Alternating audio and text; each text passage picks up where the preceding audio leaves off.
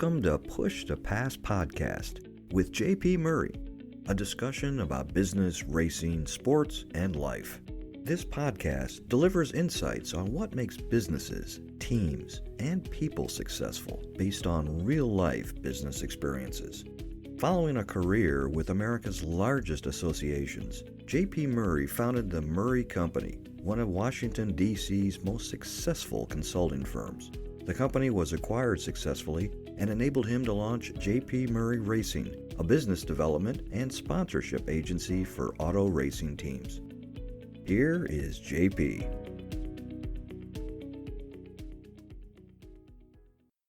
Before today's podcast, the 10th episode of the Push to Pass podcast, I want to ask a quick favor. Can you share this episode or some of the others you may have downloaded on social media or pass it along to a friend? I'm trying to build this new podcast, this new version, after gaining about 40,000 plus listens on my old podcast, Association Hustle. But because the business sale of the Murray Company had to kind of jettison that podcast and that version, so I'm starting over, and I really appreciate it. And things are taking off really good, actually faster and quicker than the last one, so I appreciate it. Now, to today's content. I love to watch highlights. Maybe you do too. It's in your feed. It's on ESPN. Every swing is a bomb. Every shot that Steph Curry puts up from half court or Trae Young, Boomer Sooner, it goes in, swishes the net. But the danger of falling in love with this is I can miss the real key part of winning. And winning comes by little wins, step by step, one step, next step, moving forward. What I've found is you can re-engineer things that can help cultivate the big wins. But those little things have to be in place. Those little objectives have to be achieved. To get the little wins, I think it's very important to start with the main objective. What is the goal in your business life? What are you trying to achieve? Never lose sight of that, and then back out the small gains that you need to get there. In sales, for example, we can get very impatient and want to skip little wins just to get, the transaction completed or the contract in. But we're impatient for a number of reasons. There's pressure from the boss. We need to get money. Your ego is damaged because you lost the last deal. We get this impatience and we want to rush. You know what I mean. But I want you to recognize that there are stages that must occur in every single sale. The prospect must evolve from stage to get to the end decision. And there are little wins in there too. Sometimes this cycle takes a long time. A big IndyCar sponsorship might take a year.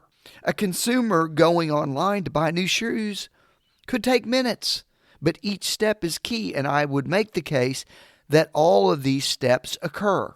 So let's break it down. And I'll use an auto racing sponsorship, since I'm working on it a lot these days, as an example. The first step is unaware. You've got to win there. The prospect doesn't know about the sponsorship offer. She needs information about the team, the driver, the series. This could be through an email campaign, for an example. The second area that they fall into is they are aware. Okay, they understand the sport or watch racing or see an advertisement for the series on TV. They may watch a race. This, with your piece of information, starts to loosen things up in their mind a little bit, and they start to see and they start to become more aware of the series and the program that might be offered. And then 3, very important, is familiar.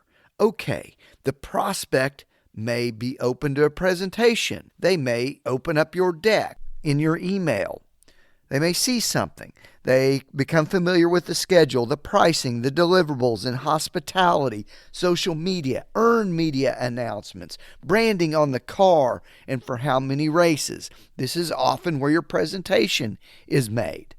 The budget. This is an area where I think prospects have very little context if they haven't been around racing before.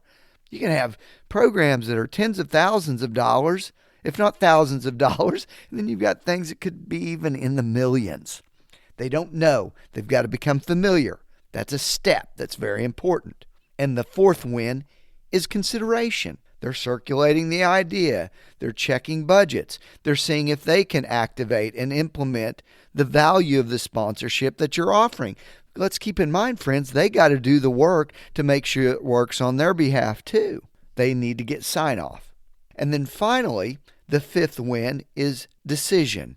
Yes or no, and the negotiation of the deal. So my point here is those are 5 little wins that add to the big deal. And you've got multiple deals that you want to move forward. You can't cheat these steps. Every buyer goes through it, but every day you can make the mistake of wanting to skip the consideration or the decision phase or even the awareness phase without the others in place. Or you may think you know what the stage is without confirming it with them, and you make the assumption that you know where they're at in the process.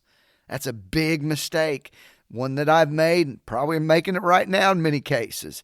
You got to confirm where you are in the process, where you are in that little win. This all takes tenacity. Little wins do. Figure out which steps are needed for what you need to accomplish. Then the big goal will be in reach. I wish you the very best of luck, and I thank you for sharing this content with a friend and on social. It's the only favor.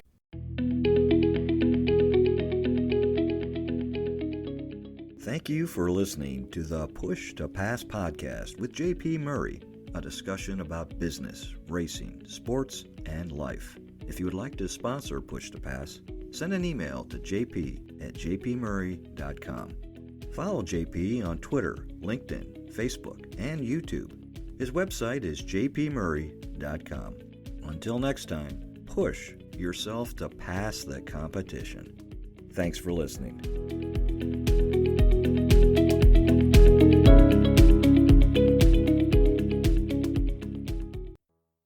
Favor I ask, I greatly appreciate it.